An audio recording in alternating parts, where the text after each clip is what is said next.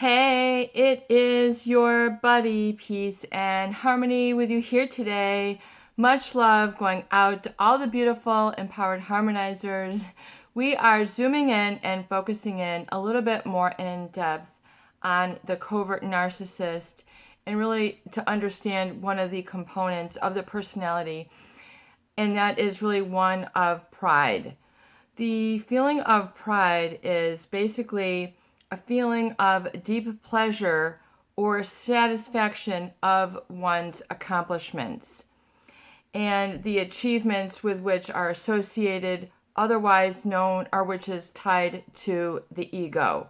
Even the covert narcissist, who can seem to be very aloof, very quiet, very introverted, and also very indifferent, really are more of the withholders of communication to others, specifically because it does not pertain to them.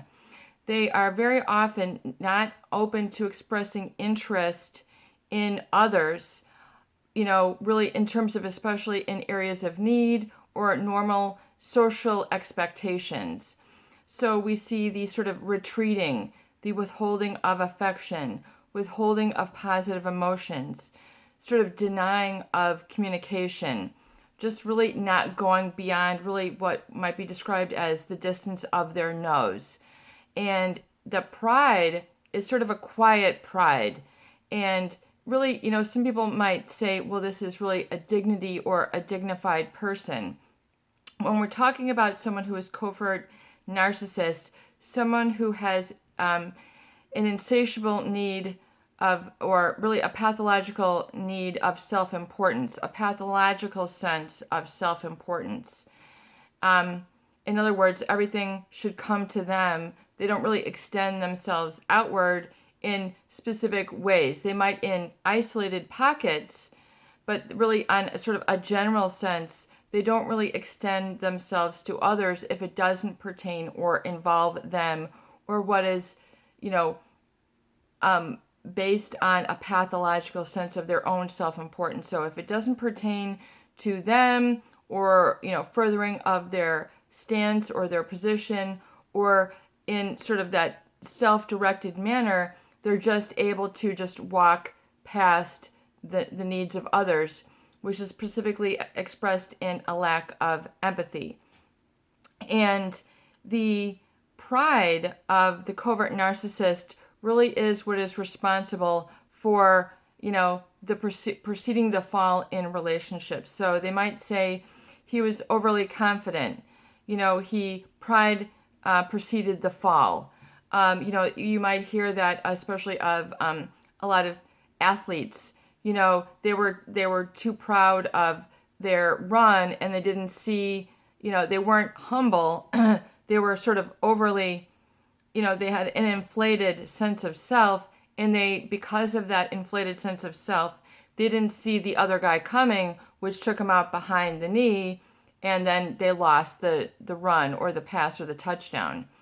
And so it is to understand that oftentimes it is this dignity which is then perceived as authority in the covert narcissist, which then gets people caught up in feeling that, that tension.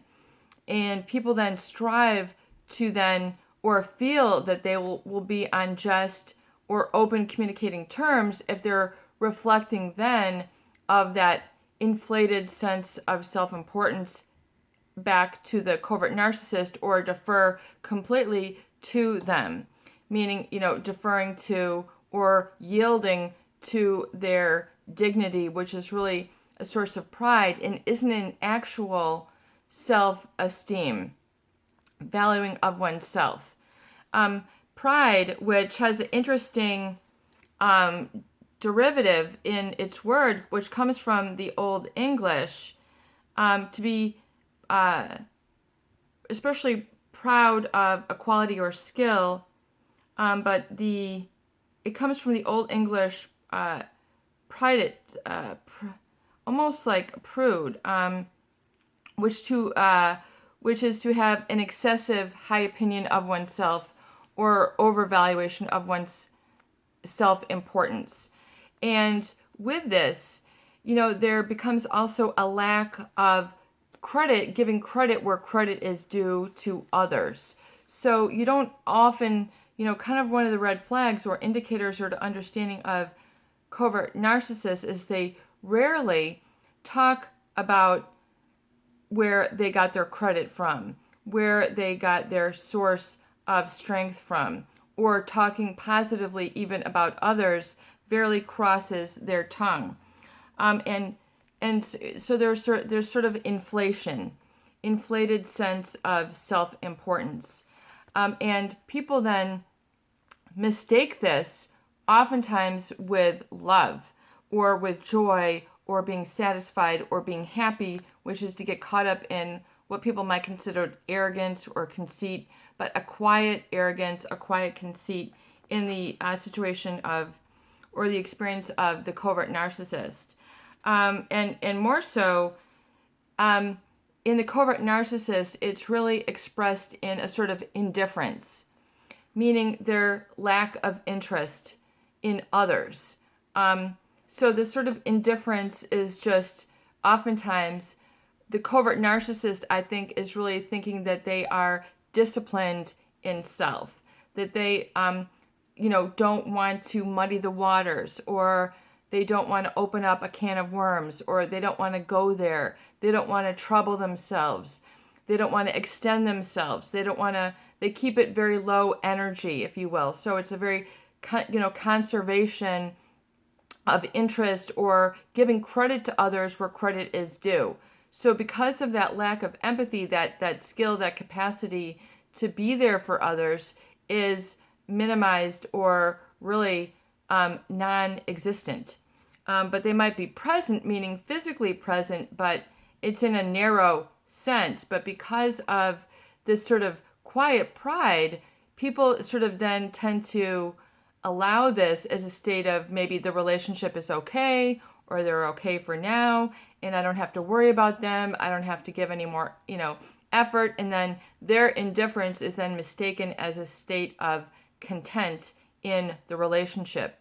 So people then don't really see that their needs aren't being met, because also they don't able to express or communicate this very subtle covert aspect of the relationship with others, because oftentimes there's nothing seen to point at. There is no effect. There is no outward effect that they can discuss. It's just an absence. And, the covert narcissist would be like, thinking that, it's as if, in their absence, they're still there. In other words, it's as if their authority should ring true even when they're not communicating, that they just have this quiet expectation that based on who they are, you should give reverence and defer. And this deference oftentimes keeps people at a very inhibited, unhappy, unsatisfied, and undeveloped sense of self or relationship, especially if this is your spouse, I would say, because from your spouse, you're supposed to be able to have an open communication. You're supposed to be able to discuss matters freely. You should have a degree of transparency.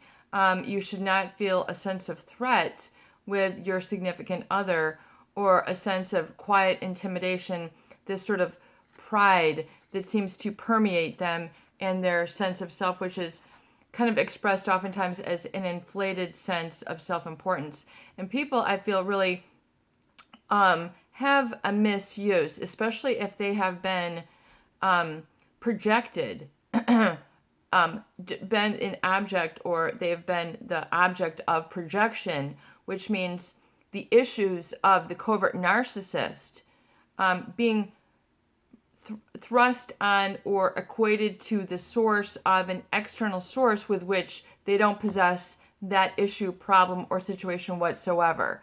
But the unsuspecting, innocent bystander who is in an open, trusting relationship and is deferring to their sense of pride their quiet pride, their quiet arrogance, otherwise which might be experienced as dignity, but yet it is displaced, such as we see with the football player who, is too confident, and because of this cockiness, he didn't see the other guy coming who was there coming below the knees and took him down. If he was humble and kept a lookout, he didn't have it yet. You can't, count your chickens before they're hatched. It's like they're counting, the covert narcissist counts the chickens before they're hatched. They get the cart in front of the horse and things kind of topple over and become very disruptive in relationships where the other person feels disrupted. The covert narcissist, as long as they can keep that hum thing going, they don't have a problem. It's a non-issue for them. And the process is oftentimes then what you might not oftentimes see expressed by a covert narcissist. They don't even take the time to say, don't do that. They don't even take the time to, stop and see how you're doing. All they expect is sort of, giving unto them. And this is oftentimes projected like, you should, because, you should be where I'm at, even though they haven't provided the tools and the communication to be there. They have this expectation, so they expect their spouse, their family members, their colleagues to do things which are near impossible, or to be happy in a situation where it's near impossible because the other individual hasn't been satisfied on the terms of normal, natural human engagement, which is to have trust, respect, have operative boundaries, operative standards, which we talk about a lot on this channel. And so the issue with a covert narcissist, not only of lack of communication, but there can be this sort of, well, you will just know, They put all the onus and the burden on others to sort of, guess at this sort of superfluous or, understanding this sort of an enigma of communication that, well, you'll just know, you should just know. And this oftentimes festers in a relationship known as like a quiet scorn. Scorn is a strange experience, and you will experience this as a sort of quiet dissatisfaction or a quiet disappointment, which again is founded by the desire of, which, the ego, which is very much where the narcissist is living. The ego is all about, their attainment. It's all about me, me, me. It's all about what I did. And oftentimes not giving credit where credit is due, and not allowing really sort of that invisible force, which is part of the spiritual aspect of a human being, undeniably, which results when you're living in that non-egoic state, you're very comfortable giving credit where credit is due, and you're not threatened by others, you're not as threatened by others because there's a feeling of abundance, or knowing that the universe is there to help you to create and manifest and to develop and have an experience, but not in an excessive sense, but in a meaningful sense of, and, to be utilized. And as we always studied in college and university, is really that applied sense. So that's why I really try to develop that component here on the channel of applied tools, applied understanding. I get it. I understand. I see it now, and I can change and have those aha moments. Because to me, in my study of psychology and education and pursuing of my master's, and my further education or higher education, is to say, well, this should really be able to be applied in the lives of people. Otherwise, how is it going to affect? And so to understand that it's important to give credit towards even things like the humility and humbleness. And when I talk about peace and harmony, peace is really, a result of that humility. And so often in, it's a very feeling of not being threatened. But in a relationship with someone who has a lot of egoic pride, it can often feel like a very threatening place because there's this sneaky feeling that something is missing, but you can't quite put your finger on it. And it's often because of that pride and that indifference to others, in that lack of communication to explain either why they're so quiet, why they're so aloof, why they're so indifferent, why they don't really have an effort to communicate to others. There's this sort of lack and like, it doesn't bother me. And so there's also lack of a big picture, like I can help to bring you up to where I'm at so you can communicate with me. It's this scorn, which is like, you're not good enough, or a lot of children, particularly if they don't have the eye contact, if they're not communicated with, they then interpret this as I am unlovable, which is a huge problem for people to carry into their life, especially from that early on in life, or no one stopped to pay attention, no one stopped to give affection, no one stopped to talk. They didn't have communication. They didn't have the language. So it's kind of like a use it or lose it. If you don't have the communication, you're going to lose the experience of social connection, of language, of vocabulary, of momentum, of rhythm, of diphthongs. Communication, rather than it being from the body, which is a whole topic in and of itself, becomes from the throat and the head. You hear, like on Friends, it's so funny if you watch that on Netflix, back in the early 90s, it was the show to watch on Thursdays, but you look at Ross, one of the characters, and he's originally did a lot of work in the Steppenwolf Theater and Chicago. Ross Geller, as he plays in the movie, but David Schwimmer is his name in real life. But he's great at sort of getting that, in the head sort of reaction in his skill. In other words, it's all, spoken from the head. And,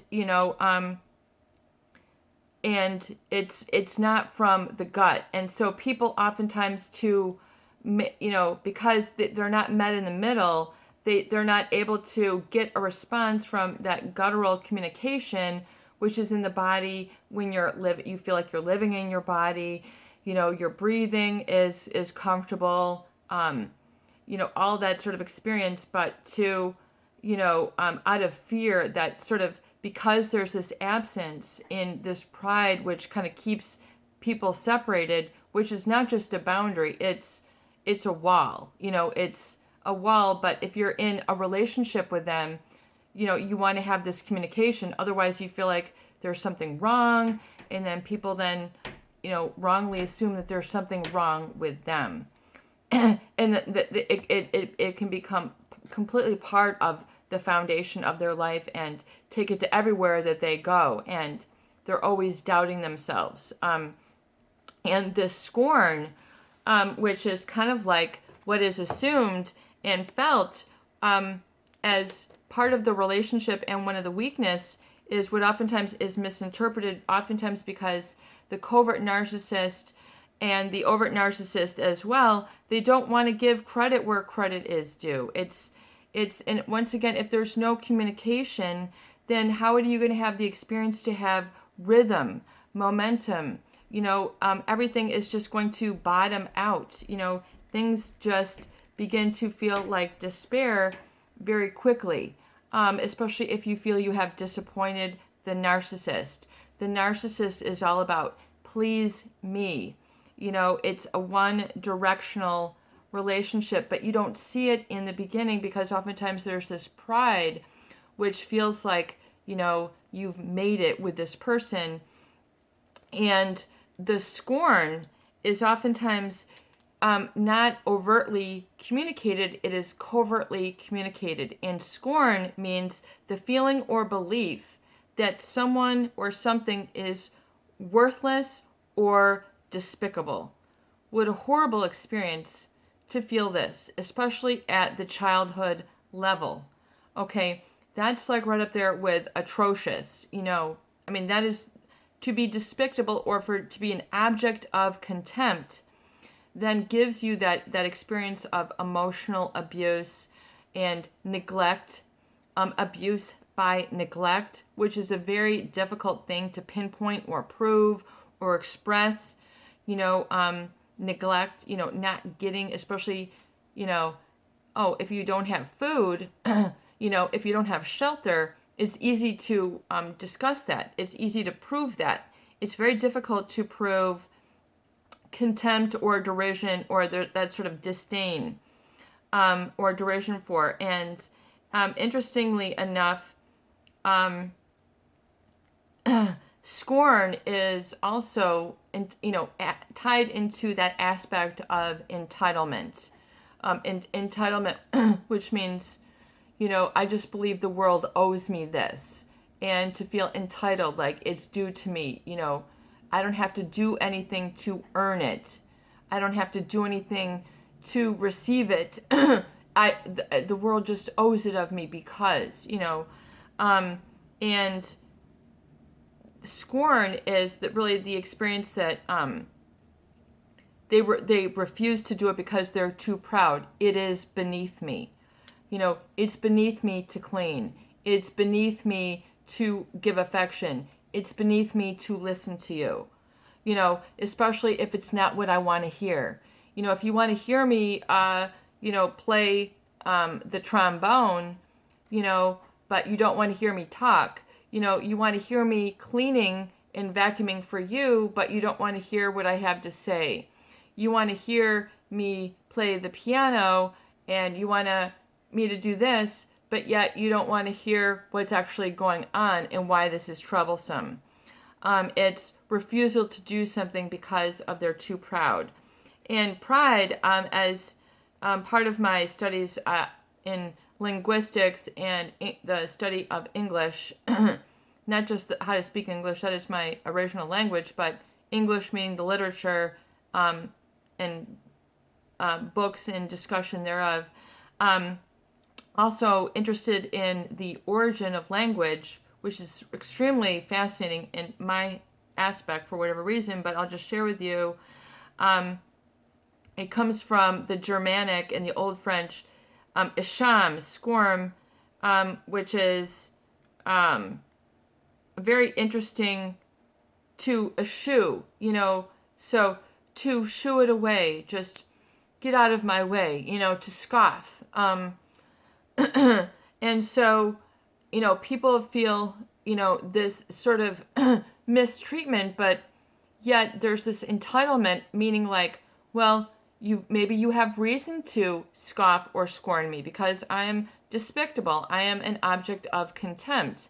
I am derisive. All these negative feelings that are then absorbed like a sponge, like a English muffin with all the nooks and crannies. You have these holes in you, subconsciously in your sense of self, which then get filled up with this absence. And then you've got the experience of emptiness and then lack of momentum, lack of rhythm.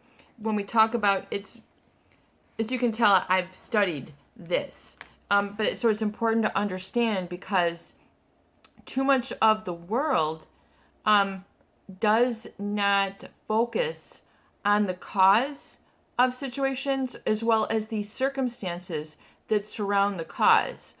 Very much we are looking at effects and not the cause of something.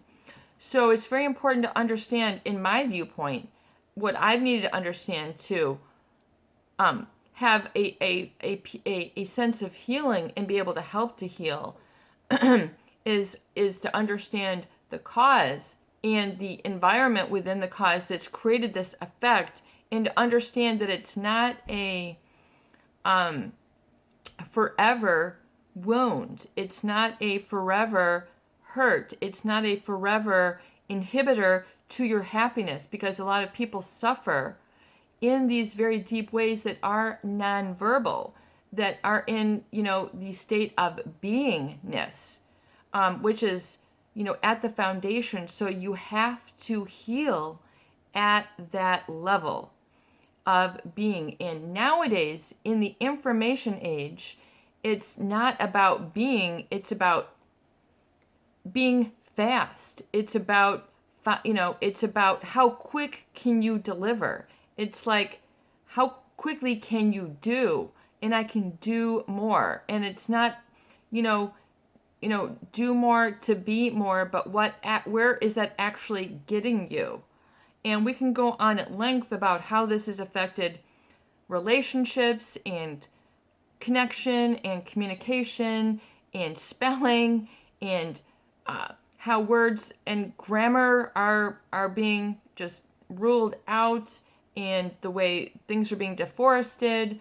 I mean, it has far-reaching implications, such as the environment that has been affected based on the cause and the need, etc. So, I mean, it just, to me, it has far-reaching implications to understand what pride is and entitlement is, especially as it relates to the cluster B personalities, and then how others in the environment, by virtue, what I call, of their proximity.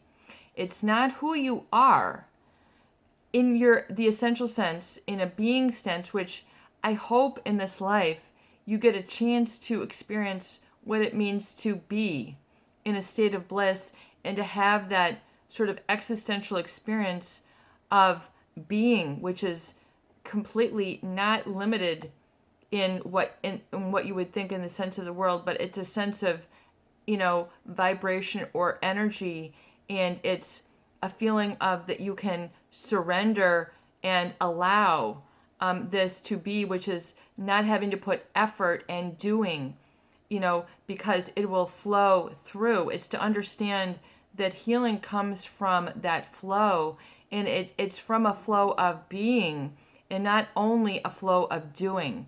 So hence the recovery date, it's to get into a allowing and be state, to take out that part of you that not as, prideful, but that of humble, and that wholeness and that sense of, morality and knowing what is right and self-preservation, and not exposing yourself to being exploited by such relationships. And then furthermore, with those relationships then, as they net out, meaning spread out or affect you on the broad sense in that sort of horizontal aspect, but the vertical aspect of allowing yourself to grow into your higher nature, which you don't see advertised, I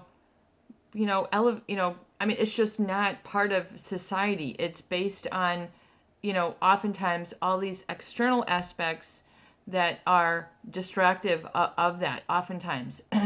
So you have to really take a moment to reflect. Maybe it's on the weekends, maybe it's in the evenings, maybe it's in the morning, to really give this being aspect of your being some attention and give some acknowledgement, because oftentimes you've had to shut out or ignore or deny that aspect of yourself as a result of being in, hurtful or abusive relationships where things have gone way off course, and you're like the lone pony that's way off in the field who's been dancing around, and then all of a sudden, they're lost and they're like, where can I go from here? So, once again, it's to understand that oftentimes then that this element is then projected onto others. In other words, working your way up the ladder, trying to then to resonate with a narcissist or relate to a narcissist. People then, they come up from apathy, the depression, that sort of, they get into a pride. They think if they can act and then boastful around the narcissist, that would then put them on the right path and the right level to succeed with them. So if they can be boastful or arrogant or prideful or talk about their own accomplishments, look at me, that for some reason that is the right path, when you have to kind of bypass that path to get to really the truth and long-lasting states of security and serenity and knowingness. Knowingness needs to be permeating your being. But this can get convoluted and fogged up if you're in this relationship with and trying to really connect and relate to a narcissist, and getting stuck then in that prideful rung yourself and wondering why it's not working, or you don't feel you have a sense of positive self-identity because it's based on a lot of this doingness and you're not in the being aspect of it. And we'll wrap up here, or we'll continue to go on. This is your buddy, Peace and Harmony, with you here today. I hope that these videos do help. Please share, please subscribe, and please donate for more great tools, videos, discussion, and support. I really hope that this helps to saturate your being, really soak in the understanding of what these very sort of